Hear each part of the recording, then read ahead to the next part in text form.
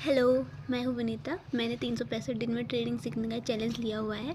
आज है मेरे चैलेंज का डे 3। तो मुझे वीडियो बनाने का इतना अच्छा एक्सपीरियंस है नहीं, और मुझे इतना अच्छा एक्सपीरियंस बोलने का भी नहीं है। अगर मुझसे कुछ बोलने में कुछ गलती हो जाए तो उसको इग्नोर करें, उसको ज़्यादा सीरियसली ना लें, क्योंकि मैं भी स्टार्टिंग कर रही हूँ तो मुझे भी इतना नॉलेज नहीं है ट्रेडिंग के बारे में या बोलने के बारे में, वीडियो बनाने के बारे में। तो मुझसे जो भी गलती हो वीडियो बनाने में या बोलने में, उसे इग्नोर करें। तो जैसे कि कल मैंने डे सेकंड में वीडियो अपलोड की हुई थी आईपीओ के बारे में। तो जितना मैंने सीखा वो मैंने आप लोगों को वीडियो के थ्रू दिखा दिया था कि मैंने क्या सीखा, आईपीओ कैसे अप्लाई करते हैं। तो जैसे मैं उस चीज़ में, उस टॉपिक में और बात करना चाहती हूँ कि आईपीओ क्या होता है, जो मैंने सीखा। अगर बाकी आप लोग उससे कुछ ज़्यादा आए तो आप मुझे भी बताएं। जो चीज़ें मैंने ना सीखी वो मैं आप लोगों से सीख लूँगी। तो जैसे मैंने आईपीओ सीखा कि आईपीओ क्या होता है। जैसे हम शेयर मार्केट में अगर पैसा इन्वेस्ट कर रहे हैं तो सबसे पहला जो तरीका है वो आईपीओ ही है। तो आईपीओ में ऐसा होता है कि हम डायरेक्ट कंपनी से शेयर खरीदते हैं।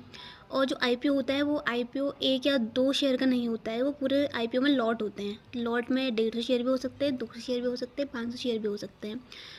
और जैसे कल मैंने वीडियो के थ्रू दिखाया था कि आईपीओ कैसे अप्लाई करते हैं, उसकी ओपनिंग डेट क्या होती है, कब वो क्लोज़ होता है। तो ऐसा होता है जैसे कोई आईपीओ आया तो उसके जो हम आईपीओ अप्लाई कर सकते हैं उसका 1 या 2 दिन का या टाइम होता है उसमें आईपीओ अप्लाई करने का। फिर उसकी जो लिस्टिंग डेट होती है वो 3 से 4 दिन बाद होती है, कि 3 से 4 दिन बाद उसकी लिस्टिंग होगी। जैसे मैं आपको समझाना चाहूँगी जो मुझे समझ में आए कि आईपीओ क्या होता है। आईपीओ ऐसा होता है कि जैसे कोई कंपनी फर्स्ट टाइम अगर शेयर मार्केट में अपने शेयर बेच रही है तो एक आईपीओ मतलब लाएगी।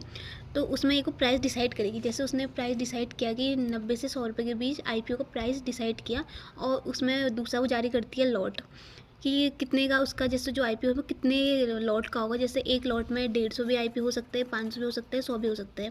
जैसे एग्जांपल के लिए मैंने एग्जांपल है, जैसे किसी कंपनी ने अपना जो प्राइस लिस्ट जारी किया है 90 से 100 रुपये के बीच में, और जो उसने लॉट साइज़ है उसका 150 है।